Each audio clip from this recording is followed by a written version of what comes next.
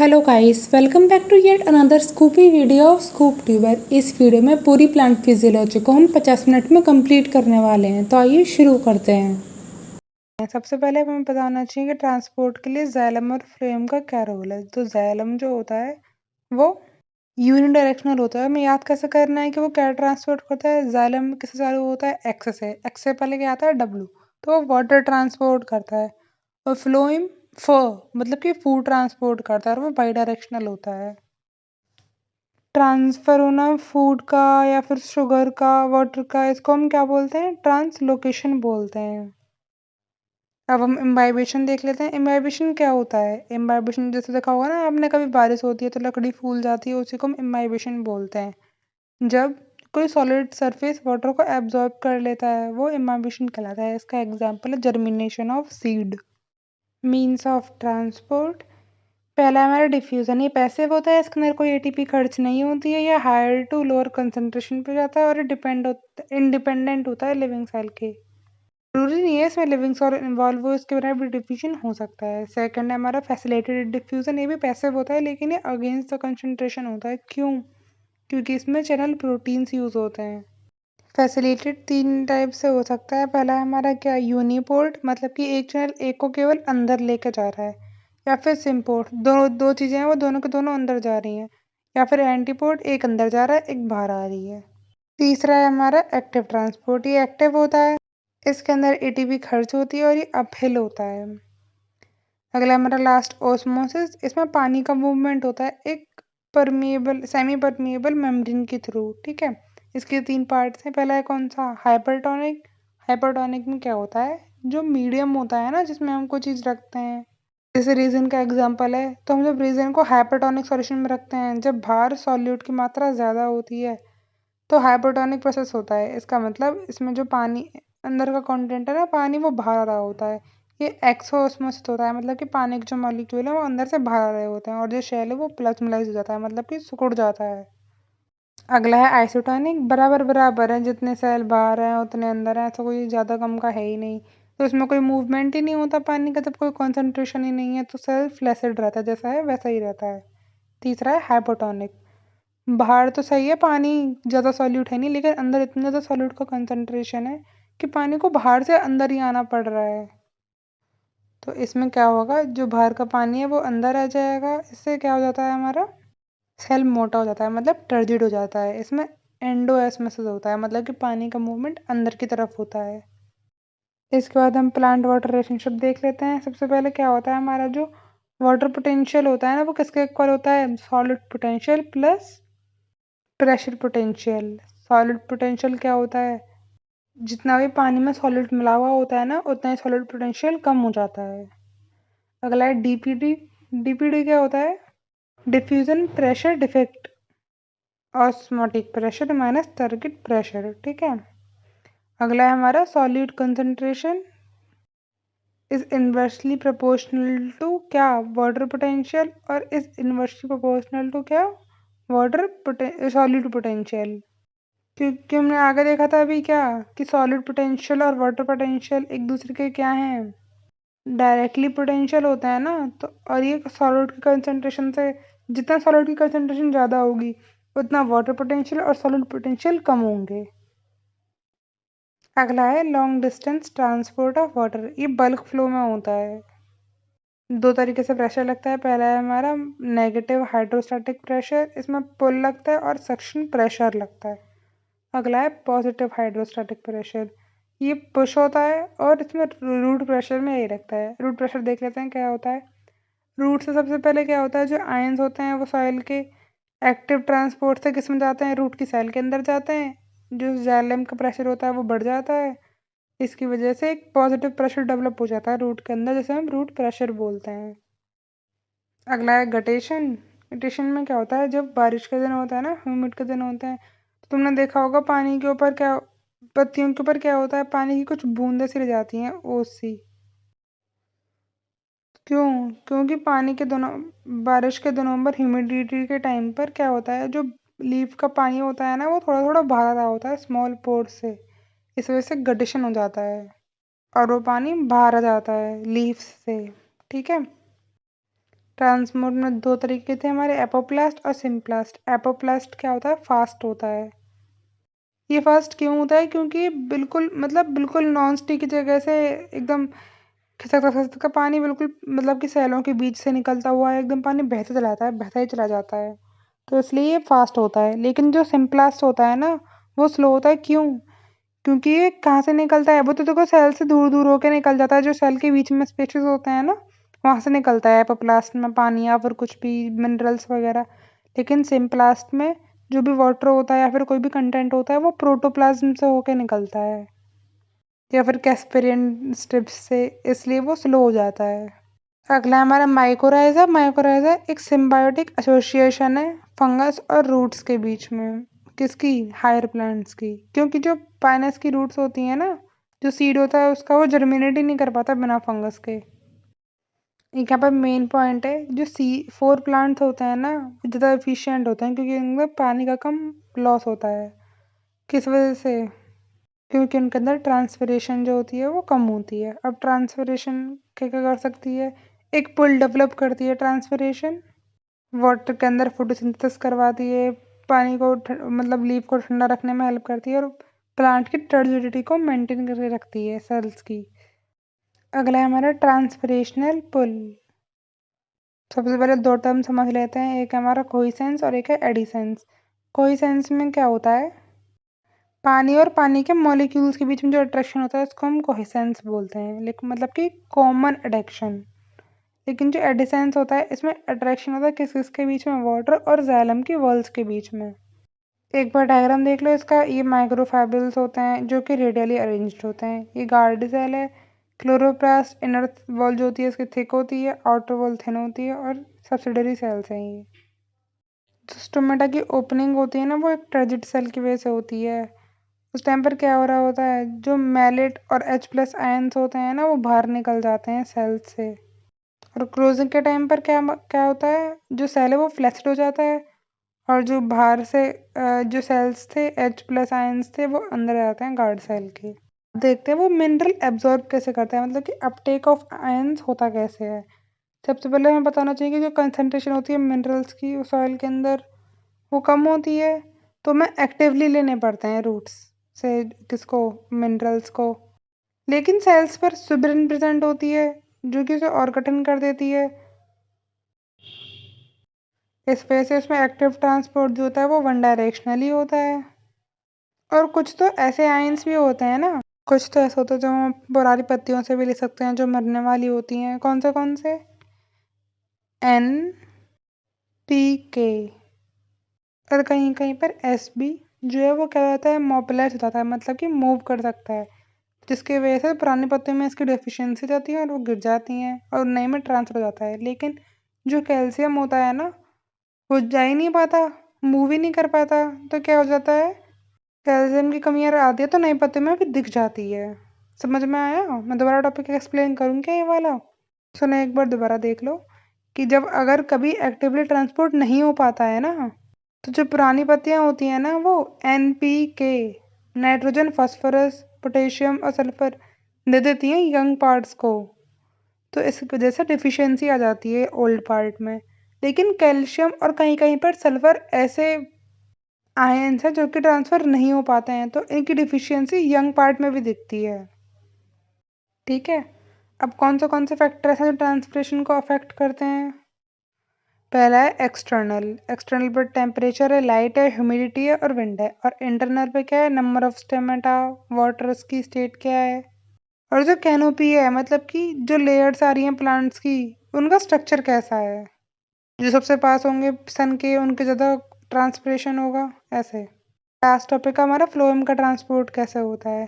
Phloem का transport food का होता है, तो क्या करता है, ये फूड मिलता है इसे, फिर सबसे पहले सोर्स कौन सा है हमारा, लीफ। लीफ से कहाँ करता है, ये सिंक कर देता है जहाँ पर भी जरूरत होती है, तो सोर्स और सिंक का इसका फंडा चलता है। सोर्स से मूव करता है फूड कंपेनियन सेल्स में, वहाँ से सीव ट्यूब में एक्टिव होता है, फिर उसके बाद जिसकी वजह से क्या होता है, वाटर जो प्रेशर पोटेंशियल है ना, वो कम हो जाता है, हाइपोटोनिक सिचुएशन आ जाती है।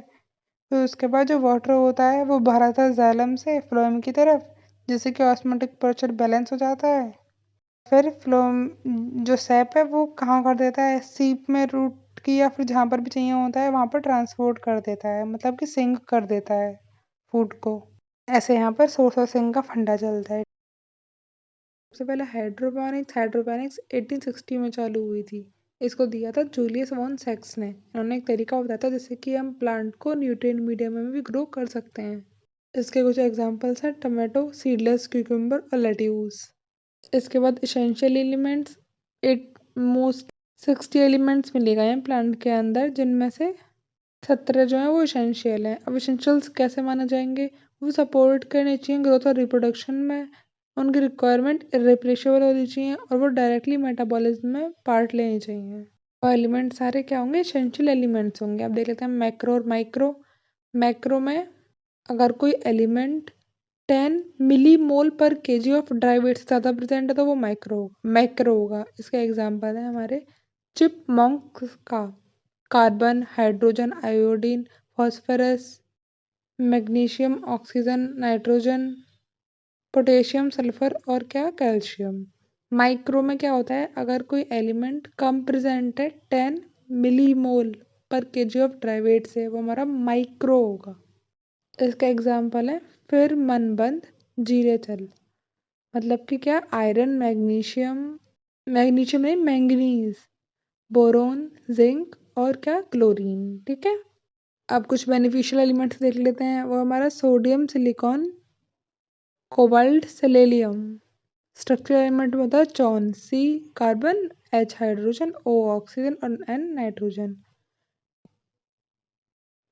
जो Mg2+ होता है मतलब मैग्नीशियम, वो क्या करता है, पीईपी को एक्टिवेट करता है, और जिंक 2+ एक्टिवेट करता है हमारा अल्कोहल डाइहाइड्रेट को। वे खत्म। अब हम पढ़ेंगे हर एक एलिमेंट्स को क्या काम करता है और उससे क्या कमी आ जाती है अगर वो ना हो तो। दो टर्म बार बार यूज होने वाली है। एक हमारा क्लोरोसिस जिसका मतलब है लैक ऑफ क्लोरोफिल, और एक है नेक्रोसिस। नेक्रोसिस का मतलब है क्या, डेथ ऑफ टिश्यू। ठीक है। अब हम चालू करते हैं। पहले नाइट्रोजन एब्जॉर्ब होता है NO3- की फॉर्म में, या NO2- की फॉर्म में, या फिर NH4+ की फॉर्म में। फॉर्मेशन प्रोटीन करता है, न्यूक्लिक एसिड्स, विटामिन, हार्मोन्स। इसकी डिफिशियंसी से क्लोरोसिस हो जाता है।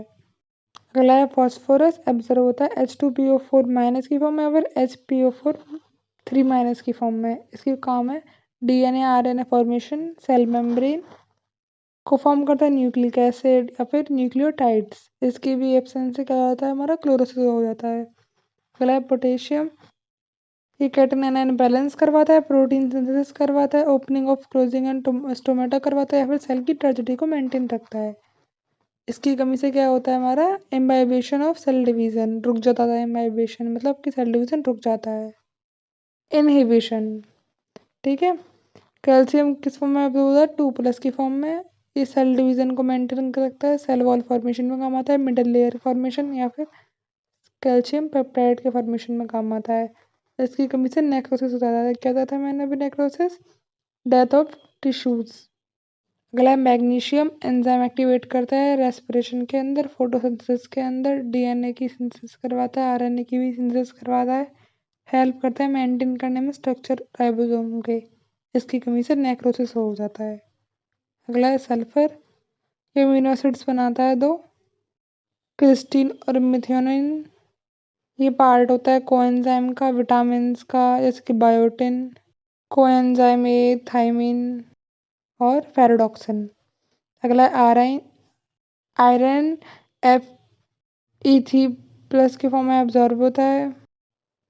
Chlorophyll transfer of electron like ferredoxin activate करता है किसको, कैटालिस एंजाइम को। इसकी कमी से क्लोरोसिस हो जाता है। अगला है मैंगनीज, Mn2+ की फॉर्म में एब्जॉर्ब होता है, एंजाइम एक्टिवेशन में काम आता है, फोटोसिंथेसिस के अंदर रेस्पिरेशन करता है, N2 मेटाबॉलिज्म करता है।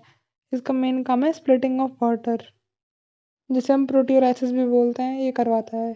इसकी डिफिशियंसी से क्लोरोसिस हो जाता है। अगला है जिंक, जो कि Zn2+ की फॉर्म में एब्जॉर्ब होता है। ये कार्बोक्सिलेज एक्टिवेशन करवाता है, सिंथेसिस करता है ऑक्सीजन को। इसकी कमी से भी क्लोरोसिस हो जाता है।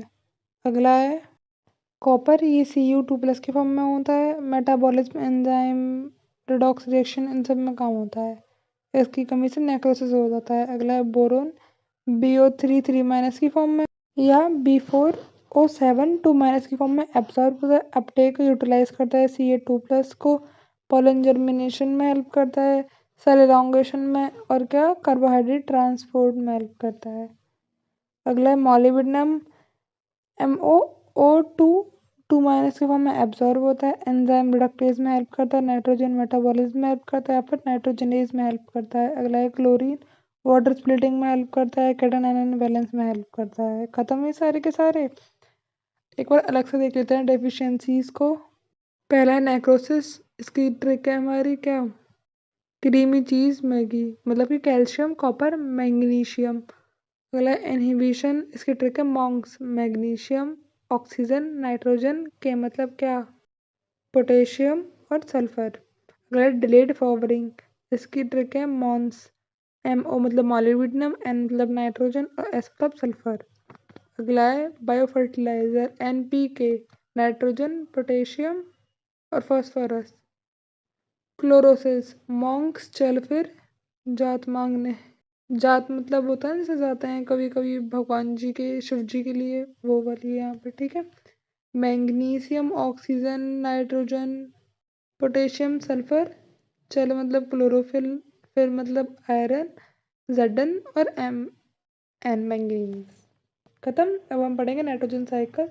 एटमॉस्फेयर में कैसे फिक्स होती है, N2 किस में चेंज जाता है, NO2 या फिर N2O में। इंडस्ट्रीज में NH3+CO2 मिलकर यूरिया बना लेते हैं। बायोलॉजिकल फर्टिलाइजेशन में प्रोकैरियोट के अंदर बैक्टीरिया क्या करते हैं, लेग्यूमिनस राइजोम का हेल्प लेते हैं, और नॉन लेग्यूमिनस फ्रैंकिया। अगला है साइनोबैक्टीरिया, BGA के अंदर एनाबिना और नॉस्टॉक होते हैं। अगला है एनारोबिक, इसके अंदर क्या होता है, बैसिलस स्पोरोस्पेरुलम और क्लस्ट्रिडियम। अगला है एरोबिक में ज़िरोबैक्टर या फिर बेंजोनिक। अगला पढ़ेंगे हम अमोनिफिकेशन। अमोनिफिकेशन के अंदर क्या होता है, जो ऑर्गेनिक नाइट्रोजन होती है ना, वो कंपाउंड डिकम्पोज हो जाते हैं और अमोनिया बना लेते हैं। इसमें हेल्प करते हैं बीटा रेम्यूस और बीटा वल्गेरिस। अगला नाइट्रिफिकेशन, ये कन्वर्ट करते हैं अमोनिया को नाइट्राइट में और उसके बाद नाइट्राइट को नाइट्रेट में। सबसे पहले रिएक्शन देख लो इसकी, 2NH3+3O2 इज इक्वल्स टू, यहाँ पर दो चीज़ें काम आती है, एक हमारा नाइट्रोसोमिनस और एक नाइट्रोकोकस बैक्टीरियाज हैं। ये कन्वर्ट कर देते हैं 2NO2+2H++2H2O। फिर क्या करता है, जो NO2 बनती है हमारी, वो ऑक्सीजन का रिएक्ट करती है और 2NO3 बना लेती है, ठीक है। अगला है डिनाइट्रिफिकेशन, ये रिड्यूस करती है नाइट्राइट को किस में, फ्री नाइट्रोजन में। ऐसे रिएक्शन देख लो, NO2 NO3 कन्वर्ट हो जाती है N2 में। ये करवाती है कौन कौन, सीडोमोनास और क्या, थियोबैसिलस। अगला है नोड्यूल फॉर्मेशन। देखो सबसे पहले जो राइजिंग बैक्टीरिया है वो रूट हेयर पर प्रेजेंट है, उसके बाद कर्लिंग ऑफ रूट हो रही है, फिर उसके बाद जो इन्फेक्ट जो वो था ना एजोबियम, वो अंदर जाने लगा तो ये इन्फेक्शन थ्रेड बन गया जो कि कंटेन करता है बैक्टीरिया को, और ये कॉर्टेक्स तक जाने लगे हैं। उसके बाद एक नोड्यूल फॉर्म हो जाता है, ठीक है, खत्म। अगला है अमोनिया एमल्सिफिकेशन। इसमें NH4+ क्या होता है, अल्फा किलोग्लैक्टोएज कन्वर्ट हो जाते हैं glutamate plus amino acids plus proteins, ठीक है। Chapter complete. सबसे पहले फोटोसिंथेसिस के लिए एक्सपेरिमेंट्स कौन से हुए थे। सबसे पहला है मोल्स हाफ लीफ एक्सपेरिमेंट। इसमें आधी लीफ को तो KOH सॉल्यूशन के अंदर रखा गया था और आधी लीफ को एक्सपोज रखा गया था। ऐसा तो सनलाइट वगैरह भी मिल रही थी, सनलाइट CO2 वगैरह सब कुछ मिल रहा था। तो क्या देखा गया, जो एक्सपोज्ड पार्ट था वहां पर स्टार्च बनना था, क्योंकि वहां पर आयोडीन टेस्ट जब कराया गया था वो पॉजिटिव था। इसका मतलब CO2 नेसेसरी होती है फोटोसिंथेसिस करने के लिए। अगला एक्सपेरिमेंट है जोसेफ प्रिस्ली का बाल जार एक्सपेरिमेंट। इन्होंने क्या करा, दो सेटअप्स लिए, एक जगह एक कैंडल ली और एक माइस लिया, तो वो दोनों मर गए कुछ टाइम बाद, लेकिन जो उन्होंने वहां पर एक प्लांट रखा तो वो दोनों जिंदा रह पाए और प्लांट भी जिंदा रह पाया, मतलब तीनों के तीनों जिंदा रह पाए। तो उन्होंने ऐसा कहा कि जो ग्रीन प्लांट्स होते हैं वो कुछ तो ऐसा रिलीज करते हैं जिससे कि जो कैंडल और वो माइस है दोनों को दोनों सर्वाइव कर पाए, मतलब कि कैंडल जो है वो जल्दी रह पाई है और माइस लाइव रह पाया है। उसके बाद इंजे हाउस एक्सपेरिमेंट्स, उन्होंने एक्वेटिक प्लांट लिया था हाइड्रिला और उन्होंने ऑब्जर्व करा पानी के अंदर कुछ एयर बबल्स बन रहे हैं डे टाइम में। तो उन्हें पता चला लाइट की प्रेजेंस में क्या होता है, O2 फॉर्म होती है। अगला एक्सपेरिमेंट है जूलियस वॉन सैक्स का। इन्होंने एक्सपेरिमेंट करके बताया है कि जो स्टार्च होता है वो स्टोर होता है ग्रीन पार्ट में लीफ का, जिसे हम क्लोरोफिल बोलते हैं। अगला एक्सपेरिमेंट है डब्ल्यू इंजमैन का। इन्होंने कौन सा एल्गी ली थी, इन्होंने एल्गी ली थी, इसका नाम था क्लेडोफोरा। और उन्होंने बताया उसका एक्सपेरिमेंट करके कि मैक्सिमम फोटोसिंथेसिस ब्लू और रेड वेवलेंथ पर होती है, मतलब रेड लाइट पर होती है। अगला है कॉर्नेलियस वैन नील। उन्होंने क्या करा, फोटोसिंथेसिस लाइट डिपेंडेंट होती है ये प्रूव करके दिखाया। कैसे? इन्होंने एक एक्सपेरिमेंट करा जिसमें उन्हें पता चला कि जो O2 आती है ना वो पानी के टूटने से बनती है। ठीक है, इसके बाद हम पढ़ेंगे डायग्राम किसका, क्लोरोप्लास्ट का। वैसे हम इसको एक बार और पढ़ चुके हैं पहले, तो दोबारा पढ़ लेते हैं। मेम्ब्रेन, आउटर मेम्ब्रेन क्या होती है, मोर परमिएबल, और इनर होती है लेस परमिएबल। ग्रेना क्या होता है, ग्रुप ऑफ थैलेकॉइड्स, थैलेकॉइड्स के अंदर नॉन साइक्लिक। फोटोराइलेशन होती है क्योंकि इसके अंदर PS1 और PS2 दोनों प्रेजेंट होते हैं। स्ट्रोमा लैमेले के अंदर केवल PS1 प्रेजेंट होता है, इसलिए इसके अंदर केवल साइक्लिक फॉस्फोराइलेशन होती है। अगला स्ट्रोमा जहाँ पर डार्क रिएक्शन होती है। अब पिगमेंट्स को देख लेते हैं। पहला है ए, ब्लू और ग्रीन। बी होता है येलो और ग्रीन। कैरोटीनॉइड होता है येलो ऑरेंज। और ज़ैंथोफिल होता है येलो। ठीक है, एक बार यहाँ पर देख लो। क्लोरोफिल एक ऐसा होता है, इसमें एक फाइटोल टेल होती है और ऊपर Mg2+ से हेड ऑफ फॉस्फोरिंग रिंग जुड़ी हुई होती है। फोटोसिंथेसिस के अंदर दो तरीके की रिएक्शन होती है, एक होता है लाइट रिएक्शन, दूसरी होती है जेड रिएक्शन। लाइट रिएक्शन के अंदर दो चीज़ें आती हैं, एक होता है नॉन साइक्लिक जिसे हम जेड स्कीम भी बोलते हैं, और एक होता है साइक्लिक। और अगर पढ़ लेते हैं दोनों को, सबसे पहले पढ़ेंगे हम नॉन साइक्लिक फोटोफॉस्फोराइलेशन। इसमें देखो कुछ जेड सा बन रहा है ना, इसमें दोनों के दोनों PS1 और PS2 दोनों प्रेजेंट होते हैं, और इसके अंदर ATP और NADPH दोनों बनते हैं। इसे नॉन साइक्लिक क्यों बोलते हैं, देख लो यहाँ पर कहाँ साइकिल बंद हो रही है, साइकिल बंद थोड़ी हो रही है। इलेक्ट्रॉन्स एक बार निकल गए PS2 से, वो दोबारा PS2 पे लौट कर थोड़ी आ रहे हैं, इसलिए इसको क्या बोलते हैं, नॉन साइक्लिक बोलते हैं। इसके बाद दूसरा है साइक्लिक। साइक्लिक में क्या होता है, केवल PS1 फंक्शनल होता है, ये स्टोमल लेमेला के ऊपर होता है, और उसमें ATP तो बनता है लेकिन NADPH नहीं बनता है, और इसकी मैक्स वेवलेंथ होती है 680 नैनोमीटर्स। अब हम देख लेते हैं कीमोस्मोटिक हाइपोथेसिस। ये किस लिए बनाई गई थी, प्रोटीन ग्रेडियंट को समझाने के लिए। पहला क्या होता है, पानी स्प्लिट होता है अंदर की साइड पर थैलेकॉइड के, जो इलेक्ट्रॉन होते हैं वो ल्यूमन में आ जाते हैं। तो यहाँ पर देखो क्या एक एक्सेप्टर प्रेजेंट है, जिसे इलेक्ट्रॉन एक्सेप्ट होंगे, और क्या करेगा वो H+ आयंस को बाहर निकालता रहेगा। केवल एक यही तरीका नहीं है, देखो यहाँ पर क्या हुआ है, यहाँ पर क्या एक और चीज़ हुई है क्या, कि यहाँ पर केवल और केवल इसी से नहीं निकाला गया है, मतलब F1 F2 नोड से ही केवल H+ बाहर नहीं निकाला गया है, एक और तरीका निकाला गया है, क्या, रिड्यूस करा गया है NADPH को, NADP को NADPH2 में। ठीक है, ऐसे हम यहाँ पर जो हाइड्रोजन का ग्रेडियंट है वो करते हैं, वो मतलब वो मेंटेन करते हैं। इसके बाद है हमारा C3 साइकिल, जिसे हम केल्विन साइकिल भी बोलते हैं। इसका पहला प्रोडक्ट है PGA, और ये स्ट्रोमा के अंदर होती है, और मोनोकोट और डाइकोट दोनों में होती है। देख लेते हैं कैसे होती है। RUBP जो कि 5 कार्बन होता है, इसमें CO2 ऐड होती है, और रिबिस्को एक एंजाइम यूज होता है। इस वाले स्टेप को हम बोलते हैं कार्बोक्सिलेशन, जिससे ये PGA बन जाता है। फिर उसके बाद रिडक्शन होता है PGA का, क्या और क्या क्या होता है, 2 ATP यूज होती हैं और 2 NADP यूज होते हैं। तो ATP से ADP बन जाता है, और NADPH से NADP+ बन जाता है, मतलब दो दो बन जाते हैं ये, जिससे बनता है ट्रिपोस फॉस्फेट। ट्राइपोस फॉस्फेट के बाद रिजनरेशन होती है, जहाँ पर एक और ATP यूज होती है और ADP बन जाता है, और RUBP वापस से बन जाता है। तो देख लेते हैं, एक ग्लूकोज के लिए हमें 6 केल्विन साइकिल चाहिए, और इसका मतलब इसमें कितनी ATP यूज होती है, देखो दो तो यहाँ पर हुई है PGA से ट्राई फॉस्फेट बनने में, और एक यहाँ पर हुई है रिजनरेशन वाले स्टेप में। तो 3 ATP लगी हैं, तो 6 × 3 यहाँ पर कितनी 18 ATP लग जाएंगी, और 2 NADPH2 लगी हैं, तो एक ग्लूकोज के लिए 12 NADPH2 लग जाएंगे। इसके बाद देखते हैं एक बार C4 साइकिल, जिसको हम हैचन स्लैग पाथवे भी बोलते हैं। इसका पहला स्टेबल प्रोडक्ट है हमारा 4 कार्बन ऑक्सैलो एसिटिक एसिड। ठीक है, ये CO2 एक्सेप्टर जो इसका होता है उसे बोलते हैं फॉस्फोइनोल पायरुवेट। ये मोनोकोट के अंदर होती है, जैसे कि सरगासम, अमरनेंथस, मेंज और सुगरकेन। तो कोई से बहुत इजी तरीके से बताऊंगी मैं। पीईपी प्लस CO2 होता है जो कि माल्टेज में कन्वर्ट हो जाता है, फिर माल्टेज जाता है कहाँ पर, बंडल शीथ में, और बंडल शीथ से पीईपी दोबारा बन जाता है। कैसे? CO2 बाहर निकल जाती है जो कि C3 साइकिल में यूज होती है, और एक एटीपी खर्च होती है जिससे एडीपी प्लस टीआई बन जाता है। और मीजोफिल और बंडल शीथ की जो एनाटॉमी होती है हम स्टडी करते हैं उसको बोलते हैं हम कर्न्स एनाटॉमी। पेपकेस जो एंजाइम होता है वो इंश्योर करता है कि CO2 की कंसंट्रेशन रिबिस्को के आसपास ज़्यादा रहे, क्योंकि वो जब भी ढंग से काम कर पाता है और जिससे हाई प्रोडक्टिविटी हो जाती है प्लांट की। अगला है केम पाथवे। केम पाथवे क्यों बोला जाता है इसको? क्योंकि इसके अंदर कैरोशुअन एसिड मेटाबॉलिज्म होती है। डे टाइम में मैलिक एसिड जो होता है वो पायरुवेट प्लस CO2 में टूट जाता है जो कि C3 साइकिल रिबिस्को में यूज हो जाता है और जिससे शुगर और स्टार्च बन जाती है। लेकिन नाइट में क्या होता है, पीईपी प्लस CO2 होता है जिससे कि पेपकेस उस पर रिएक्ट करता है और क्या बन जाता है, ऑक्जेलो एसिटिक एसिड बन जाता है, जिसके बाद वो मैलिक एसिड बन जाता है जो कि स्टोर हो जाता है वैक्यूल में और दिन के टाइम पर वो यूज हो जाता है। और उसके बाद C2 साइकिल जिसे हम क्या बोलते हैं, फोटो रेस्पिरेशन।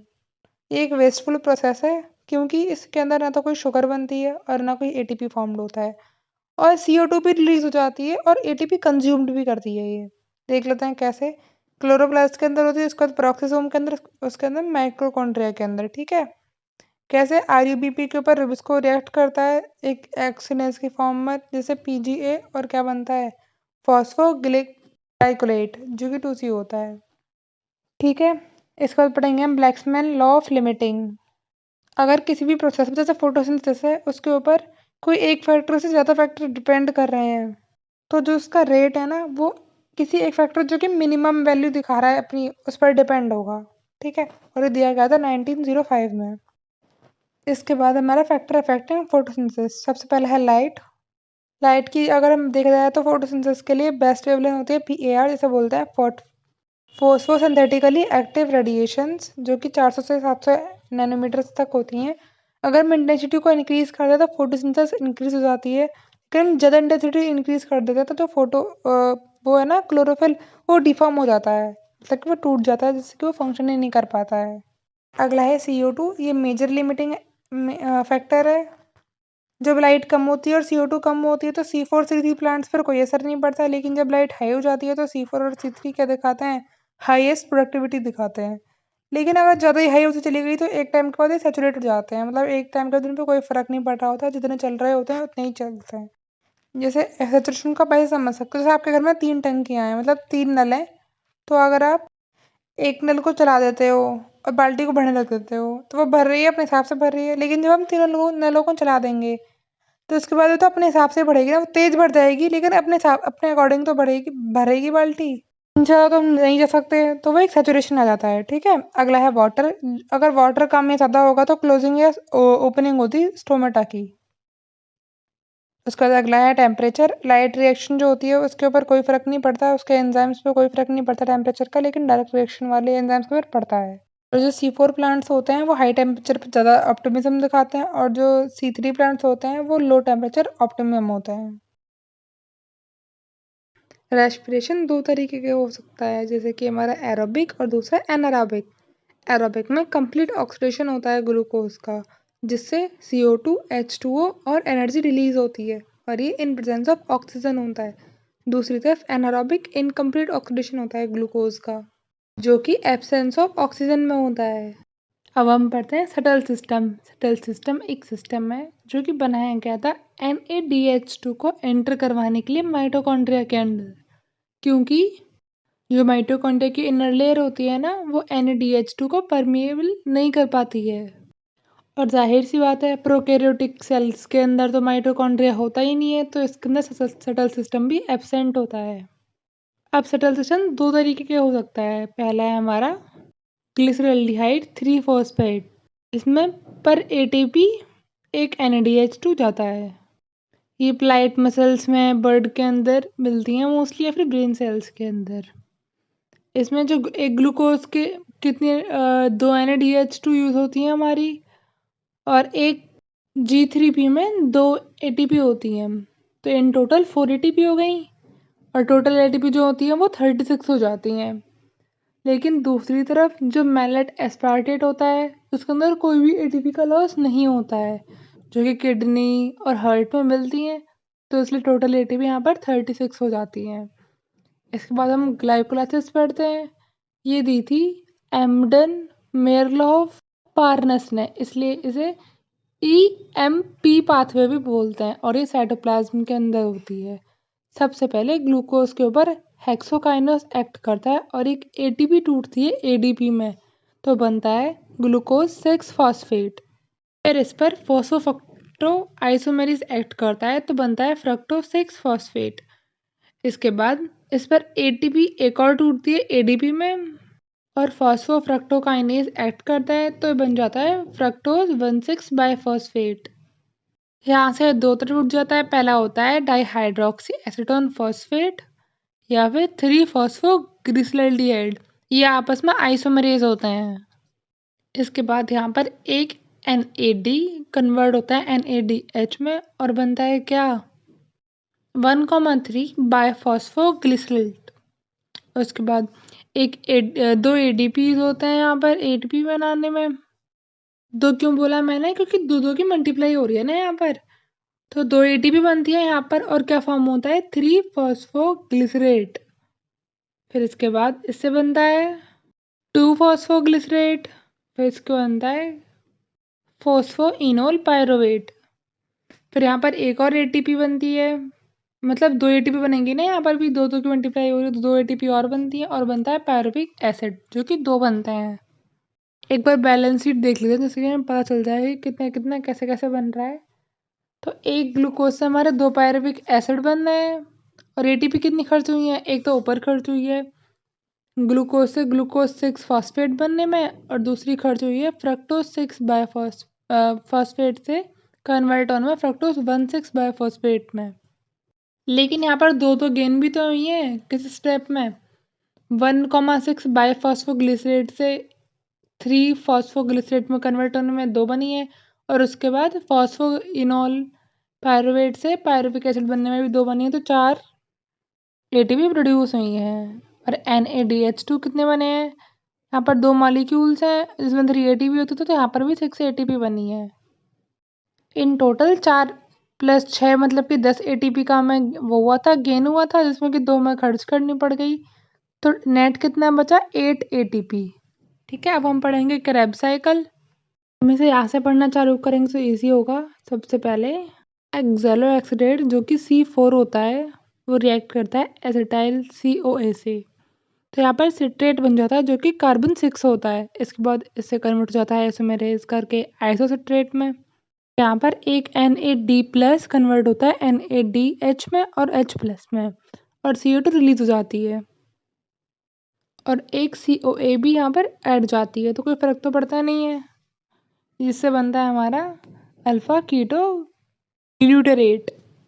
फिर इसके बाद यहाँ पर एक और NAD+ NADH और +H+ में कन्वर्ट हो जाती है और एक CO2 भी रिलीज हो जाती है। यहाँ पर भी इसी एक CoA आता है और क्या बन जाता है सक्सिनाइल CoA, क्योंकि यहाँ पर CoA भी ऐड हुआ है ना एक।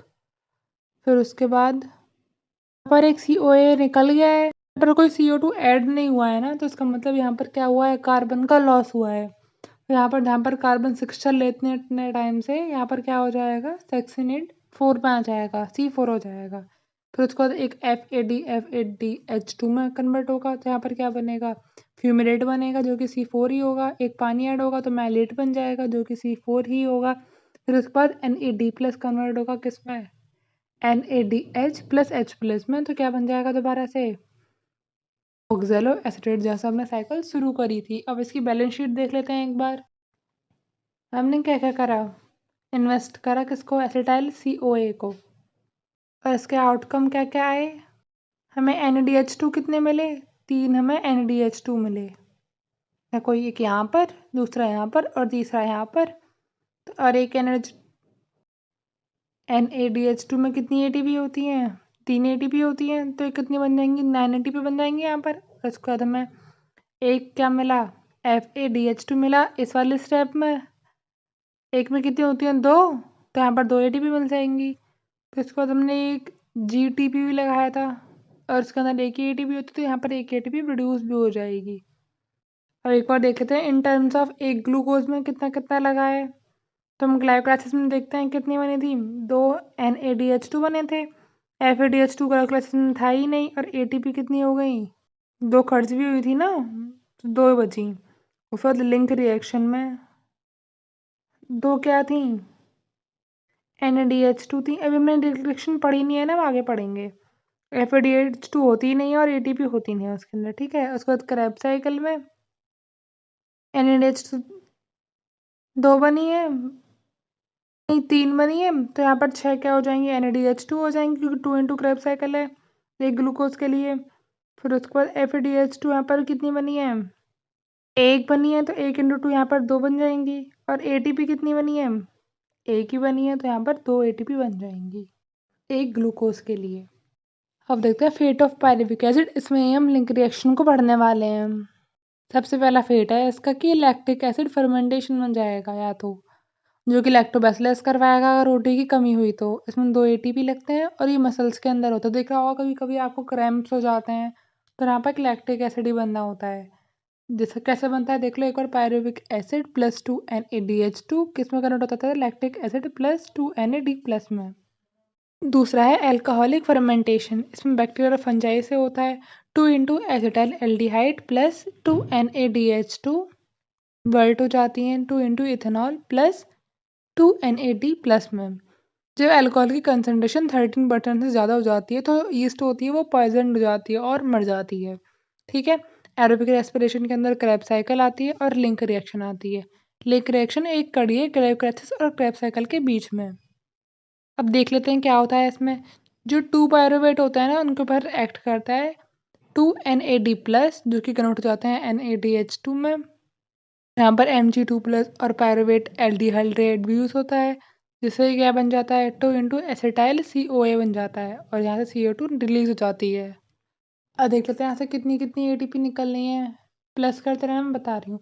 टोटल NADH2 में 10 है, तो 10 इंटू 3 करनी पड़ेंगी क्योंकि 3 होती हैं, तो 30 ATP हो गई। फिर उसके बाद FAD2 कितनी है, 2 है, और एक 2 में आती है ATP, तो कितनी हो गई, 4 ATP हो गई। और टोटल 4 ATP की फॉर्म में ही बनी थी, तो 4 और हो गई, तो कितनी हो गई, 30 + 4 + 4 38 हो गई, ठीक है। अगला है हमारा ETS। ETS को समझने के लिए ना आपको एक और वाला डायग्राम तो समझ आएगा नहीं, मैं आपको यहाँ से समझाती हूँ। देखो ये मैट्रिक्स है, ये क्या है, इनर मेम्ब्रेन स्पेस है और ये आउटर मेम्ब्रेन स्पेस है। माइटोकॉन्ड्रिया की लेयर्स हो गई। नेक्स्ट वाइज देखो देखो कॉम्प्लेक्स 1 में क्या हो रहा है, NADH2 डिहाइड्रोजिनेज हो रहा है। तो यहाँ पर क्या है, NADH2 जो है वो NAD+ में टूट रहा है, ठीक है। इसके बाद हम कॉम्प्लेक्स सेकंड पे देखते हैं, सक्सिनाइड डिहाइड्रोजिनेज हो रहा है। देखो कैसे, जो यूबरिक एनॉन है जिसे हम क्या बोलते हैं, FMN बोलते हैं, वो ना FADH बना रहा है और क्या ऑक्सीडाइज कर रहा है, सक्सिनाइड कर ऑक्सीडाइज कर रहा है। इसको ऑक्सीडाइज करने के बाद हम कॉम्प्लेक्स थर्ड देखते हैं। इस पर क्या हो रहा है, साइटोक्रोम BC। अब ये रिड्यूस हो गया है हमारा क्यूबिनोन, जिसे हम क्या बोलेंगे कि क्यूबिनोल बोलेंगे। ये ट्रांसफर करेगा इलेक्ट्रॉन्स को साइटोक्रोम C पर, जिसको हम साइटोक्रोम BC बोलेंगे। बाद कॉम्प्लेक्स फोर्थ पर साइटोक्रोम BC का ऑक्सीडाइज होगा और कॉम्प्लेक्स फिफ्थ पर ATP बनेगी। इलेक्ट्रॉन मोबाइल कैरियर है वो क्या है, साइटोक्रोम C है, और अनलिमिटेड इलेक्ट्रॉन एक्सेप्टर कौन है, ऑक्सीजन है, तो हम टर्मिनेटिंग एक्सेप्टर भी बोलते हैं, ठीक है। लास्ट टॉपिक है एम्फीबियोलिक पाथवे। देख लेते हैं। जो फैट होता है वो टूटता है किसमें, फैटी एसिड और ग्लिसरॉल्स में। कार्बोहाइड्रेट पायरुविक एसिड बनाता है, और जो हमारा प्रोटीन है वो इम्यूनो एसिड्स से बनता है, का डेरिवेटिव होता है ना। और ये सब मिलकर क्या बनाता है हमारा, एसिटाइल COA, जो कि क्रेब्स साइकिल में इन्वॉल्व होता है। इसी को हम क्या बोलते हैं, एम्फोबोलिक पाथवे बोलते हैं। इसमें बताया गया है कि कैसे रेस्पिरेशन जो होता है वो कैटाबॉलिज्म और एनाबॉलिज्म दोनों को ही, मतलब दोनों के अंदर ही आता है, जिसको हम मिलाकर क्या बोलते हैं, एनाबॉलिक पाथवे बोलते हैं। लास्ट टॉपिक है हमारा respiratory quotient. Respiratory quotient is equals to volume of CO2 involved upon volume of CO2 consumed. हम इन सब का RQ देख लेते हैं। कार्बोहाइड्रेट का RQ होता है 1, फैट का होता है 0.7, प्रोटीन का होता है 0.9, और फर्मेंटेशन, ठीक है। ये ग्रोथ एक कैरेक्टरिस्टिक फीचर होता है और लिविंग ऑर्गेनिज्म का। ये इंट्रिंसिक और एक्सट्रिंसिक दोनों हो सकती है। ह्यूमंस के अंदर या फिर कोई भी लिविंग के अंदर वो इंट्रिंसिक होती है क्योंकि हमारे सेल डिवाइड कर रहे होते हैं, लेकिन एक्सटेंशन होता है जैसे कि रेत का पहाड़, इन सब में एक्सट्रिंसिक होती है। जो यूनिसेलुलर ऑर्गेनिज्म होते हैं वो इमोर्टल होते हैं क्योंकि उनका सारा का सारा मटेरियल उनका ऑफस्प्रिंग्स में ट्रांसफर हो जाता है, और उनकी जो ग्रोथ होती है उसी को हम रिप्रोडक्शन बोलते हैं। ये इरिवर्सिबल और परमानेंट होती है। ग्रोथ दो तरीके से मतलब तीन तरीके से होती है। सबसे पहले ऊपर की तरफ जो बढ़ती है होती है शूट मेरिस्टम की वजह से। ग्रोथ में जो बढ़ता है वो होता है वेस्कुलर कैम्बियम या फिर कॉर्क कैम्बियम की वजह से। और जो रूट में होती है उसको बोलते हैं रूट एपिकल मेरिस्टम की वजह से। अब हम ग्रोथ के मायने देख लेते हैं। सबसे पहला है इंक्रीज इन फ्रेश वेट या फिर ड्राई वेट। जब कोई फ्रूट बनता है तो उसका फ्रेश वेट इंक्रीज हो जाता है, उसी को हम बोलते हैं। अगला है हमारा increase in surface area. Leaf, branches ये सब सरफेस एरिया इंक्रीज करने का काम करती हैं। अगला है साइज नंबर ऑफ सेल्स। एक मक्का का दाना 1 घंटे के अंदर 175,000 टाइम अपने आप को रेप्लिकेट कर सकता है। इसके बाद साइज ऑफ सेल। एक वाटरमेलन का बीज जो होता है कितना छोटा सा होता है, लेकिन अपने आप को वो 350,000 टाइम्स बड़ा कर सकता है। अगला है इंक्रीज इन वॉल्यूम, और उसके बाद इंक्रीज इन लेंथ। अगला है फेजेस ऑफ ग्रोथ। 3 फेजेस देख लेते हैं। मेरिस्टेमेटिक, एलोंगेट या मैचुरेशन। ये रूट है। इसमें मेरिस्टेम पार्ट में क्या होता है, एक्टिवली डिवाइडिंग सेल्स होते हैं। ये इसके अंदर प्लाज्मोडेस्माटा ज़्यादा होते हैं और रेस्पिरेटरी रेट भी हाई होता है। और उसके बाद एलोंगेशन रीजन, इसके अंदर जो साइज होता है वो इंक्रीज होता है सेल का और वैक्यूल बढ़ जाते हैं। और इसके बाद जो सेल वॉल डिकम्पोजिशन है वो भी स्टार्ट हो जाता है। रीजन है मैचुरेशन जोन। यहाँ पर जो सेल वॉल होती है वो थिक हो जाती है और मैच्योर्ड सेल बन जाता है। इसमें क्या प्रेजेंट होता है, मैचुरेशन पर रूट हेयर्स प्रेजेंट होते हैं जो कि सरफेस एरिया इंक्रीज करने का टाइम काम करते हैं एब्जॉर्प्शन के लिए। जो ग्रोथ रेट होती है वो दो तरीके की हो सकती है। पहला है अर्थमेटिक या फिर जियोमेट्रिक। अर्थमेटिक में एडिशन हो के मतलब कि एक से आज एक था कल दो हो गया, 3 4 ऐसा ग्रोथ होती है। लेकिन जियोमेट्रिक में आज एक है कल दो, फिर उससे 4 6 8 मतलब ऐसे मल्टीप्लाई में ग्रोथ हो रही होती है। उसको बोलते हैं हम जियोमेट्रिक। अर्थमेटिक के केस में एक लीनियर ग्रोथ बनती है हाइट ऑफ प्लांट और टाइम के बीच में, लेकिन जियोमेट्रिक में कर्व्स बनते हैं। अगला है हमारा डी डिफरेंशिएशन। डी डिफरेंशिएशन और डिफरेंशिएशन सबसे पहले पढ़ना चालू करते हैं डिफरेंशिएशन से। एक सेल जब डिवाइड हो जाता है किसमें, एक स्पेशलाइज्ड सेल बन जाता है, इसको हम बोलते हैं डिफरेंशिएशन। जैसे कि जाइलम में ट्रैकिया एलिमेंट्स, फ्लूएम या फिर कोलनकाइमा। डी डिफरेंशिएशन का मतलब है स्पेशलाइज्ड सेल रिगेन कर लेते हैं अपनी एबिलिटी को डिवाइड करने वाली, जैसे कि इंटरफेस्कुलर कैम्बियम के अंदर, कॉर्क कैम्बियम में या फिर वेस्कुलर कैम्बियम के अंदर। अगला है रीडिफरेंशिएशन। रीडिफरेंशिएशन में जो डी डिफरेंशिएट सेल्स होते हैं वो दोबारा से स्पेशलाइज फंक्शन करना चालू कर देते हैं, जैसे कि 2 डिग्री फ्लोएम और 2 डिग्री जाइलम। इसके बाद प्लास्टिसिटी क्या होती है। प्लास्टिसिटी वो एबिलिटी होती है प्लांट की जो कि फॉलो करती है डिफरेंट पाथवेज। कब, जबकि इन्वायरमेंटल कंडीशंस थोड़ी डिफरेंट हो। पहला है इसमें हेटेरोफिली, ये कब कॉटन प्लांट के अंदर, कॉरिएंडर प्लांट के अंदर देखो ऐसे होती है। और दूसरा है बटर कप, ये एक्वेटिक प्लांट्स के अंदर, कुछ टेरेस्ट्रियल प्लांट्स के अंदर मिलती है। ग्रोथ रेट में दो और टर्म्स रह गई थी। एब्सोल्यूट ग्रोथ रेट जो कि मेजर करती है किसको, growth rate per unit time को। और दूसरा है रिलेटिव ग्रोथ रेट, इसका फॉर्मूला है growth rate per unit time upon initial time into 100, मतलब कि इनिशियल स्टेज से वो अब कितना बड़ा हो गया परसेंटेज की फॉर्म में। इसके बाद हम पढ़ते हैं क्या, प्लांट ग्रोथ रेगुलेटर्स। जो हमारा टर्पिन वो डेरिवेटिव है लिपिड्स का और ये बनाता है गिबरेलिक एसिड। एडोलिन, ऑक्सिन। एडेलिन डेरिवेटिव है हमारा साइटोकाइनिन। गैसेज होता है इथीन या फिर कैरोटेनॉइड, ABA एब्सिसिक एसिड। तो ऑक्सीजन होता है वो काम करता है opposite to the direction of light और बेंडिंग होती है towards the direction of light. ये आइसोलेट, ऑक्सीजन को पढ़ना चालू करते हैं। ये आइसोलेट करा जाता है यूरिन से, ह्यूमन यूरिन से। सबसे पहले देते हैं FW वेंट ने, और ये बनता किससे, ट्रिप्टोफैन से। इसकी डिस्कवरी करी थी चार्ल्स डार्विन ने। डिस्कवरी पढ़ लेते हैं, उनके बेटे ने। टिप रिमूव करी तभी बेंड हो रहा है, टिप कवर्ड है तभी बेंड हो रहा है। किस किसके अंदर, कैनपी, ग्रास, कोलेप्टल, टिप के अंदर। अगर हम क्या लगा देंगे दूसरे केस में, अगर लगा देंगे तो बेंडिंग होनी चालू हो जाएगी। जैसे कि किसमें, बायोएसली इव नाम है जिसे हम गैट्स बोलते हैं, ओट्स। बेंडिंग हो रही है किसकी वजह से, ऑक्सीजन की वजह से। अब पढ़ते हैं फंक्शंस क्या है इसके। एपिकल डोमिनेंस होता है, ये मतलब कि लंबाई बढ़ाने में काम करता है, रूटिंग में भी, फ्रूट बनाने में काम करता है, फ्लावरिंग करता है पाइनएप्पल, लीची के अंदर, पार्थेनोकार्पी करता है सीडलेस टमाटो के अंदर। सेल डिवाइड करता है, जाइलम डिफरेंशिएट करता है। पीडीसाइड बनता है इससे 2,4-D जिसे हम बोलते हैं, मतलब कि 2,4 डाइक्लोरोफेनॉक्सी एसिटिक एसिड। प्रिवेंट करता है premature falling of leaves and fruit. अगला है गिबरेलिन, ये दिया था ई रोसवा। उन्होंने क्या कहा था, बेकेन एक वो लिया था, सीडलिंग डिसीज होती है जिसको हम बोलते हैं फुलिस सीडलिंग, जो राइस के अंदर हो गई थी एक फंगस गिबरेलिया की वजह से। उसको ट्रीट करा गया गिबरेलिक एसिड के द्वारा। और ये 100 ज़्यादा तरीके की हो सकती है, जैसे कि G1A, G2, GA2, GA3 ऐसे। और GA3 जो है वो पहला गिबरेलिन डिस्कवर करा गया था। ये बनते किससे हैं, एसिटाइल CoA से। इसके फंक्शंस पढ़ लेते हैं हम। प्रमोट करता है सीड जर्मिनेशन, डिले करता है सेनेसेंस को, मतलब बढ़ापे को। मेल्टिंग करवाता है बेवरेज इंडस्ट्री के अंदर जिससे विस्की बनती है। स्टेम एलोंगेशन करवाता है, लेंथ को इंक्रीज करता है इंटरनोड्स के बीच में शुगर केन में। जो GA3 है वो शुगर केन की हाइट बढ़ाने में हेल्प करता है। अगला है साइटोकाइनिन। साइटोकाइनिन एक वर्ड से डिराइव हुआ है, जिसे हम साइटोकाइनेसिस बोलते हैं, मतलब कि सेल का डिवाइड होना। जो क्या था, सूंग और उनके कोवर्कर्स ने एक टोबैको का प्लांट लिया था, जिसको ना अलग अलग मीडियम्स में रखा है, जैसे कोकोनट मिल्क और भी काफ़ी सारे मीडियम्स, जैसे कि हेरिंग स्पर्म। जो उसमें हेरिंग स्पर्म में रखा है उसमें रैपिड ग्रोथ हुई, जिसकी वजह से साइटोकाइनेसिस बढ़ गया। यहाँ से ही डिस्कवरी हुई साइटोकाइनेसिस की, जिसे उन्होंने नाम दिया किनेटिन। पहला साइटोकाइन मेज के अंदर देखा गया था, जिसका नाम रखा गया जिएटिन। इसके फंक्शंस देख लो। अगर जो हमारा कैलस है, कैलस क्या होता है, अनडिफरेंशिएट एक ग्रुप सा होता है सेल्स का। अगर वो शूट में है तो हमारा साइटोकाइनेसिस काम करेगा वहाँ पे ऑक्सीजन से ज़्यादा अच्छा। अगर कैलस रूट में है तो ऑक्सीजन काम करेगा। अगर इंडिफरेंशिएटेड कैलिक्स है तो क्या है, दोनों को दोनों काम कर सकते हैं, ठीक है। ये भी अपिकल डोमिनेंस होता है, मतलब कि हेल्थ इंक्रीज करता है लेंथ को।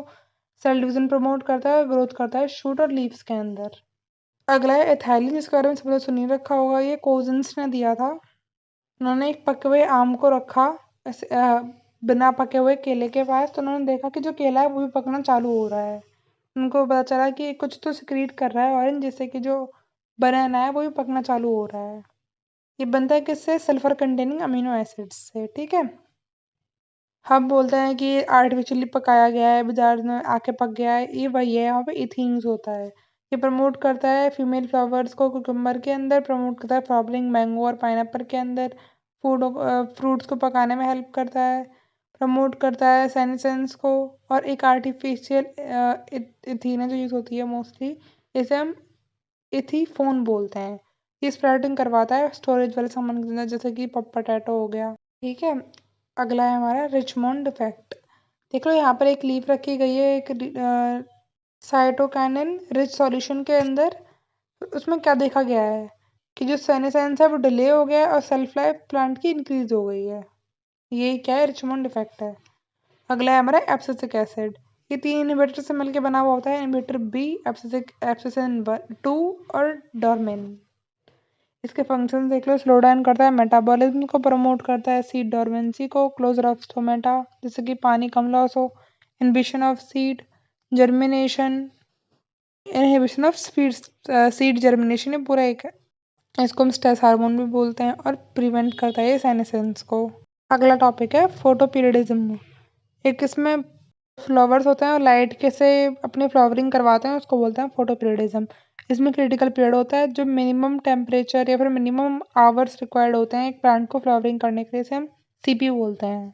साइट ऑफ प्रेसिपिटेशन लीफ होती है कि उसके अंदर एक पिगमेंट होता है फाइटोक्रोम। फ्लावर के अंदर एक हार्मोन प्रेजेंट होता है, इसे हम बोलते हैं फ्लोरोगिन, जो कि ट्रांसफर हो जाता है लीफ से शूट में, जिससे कि फ्लावरिंग हो सके, ठीक है। 3 तरीके के प्लांट होते हैं फोटोपीरियडिज्म के अंदर।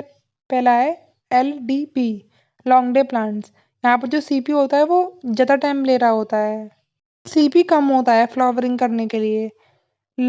शॉर्ट डे में जो CP होता है वो ज़्यादा होता है इनका, प्लांट की फ्लावरिंग जल्दी हो जाती है, मतलब कि कम देर लगता है इनकी प्लांट की फ्लावरिंग होने में। और तीसरा है न्यूट्रल, कोई डिपेंडेंसी नहीं होती उसके लाइट के ऊपर। लॉन्ग डे के एग्जांपल है radish, sugar beet, Spanish. Short day के एग्जांपल है टोबैको, क्राइसोसैंथेमम, सोयाबीन और ज़ैंथिम। न्यूट्रल के एग्जांपल है टोमेटो, क्यूकम्बर, पेपर और कॉटन। लास्ट है हमारा वर्नलिज्म।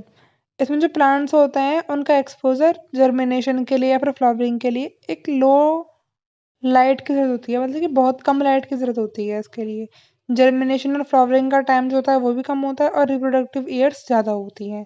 ये 2 तरीके के हो सकते हैं, जैसे पहला है स्प्रिंग वैरायटी, दूसरा है विंटर वैरायटी। इसका एग्ज़ाम्पल्स हैं कैरट, कैबेज, बनियन प्लांट्स जो 2 साल तक जीते हैं और दूसरा है sugar beet. Full plant physiology completed. If you like the video, then hit the like button and subscribe to our channel The Scoop Tea.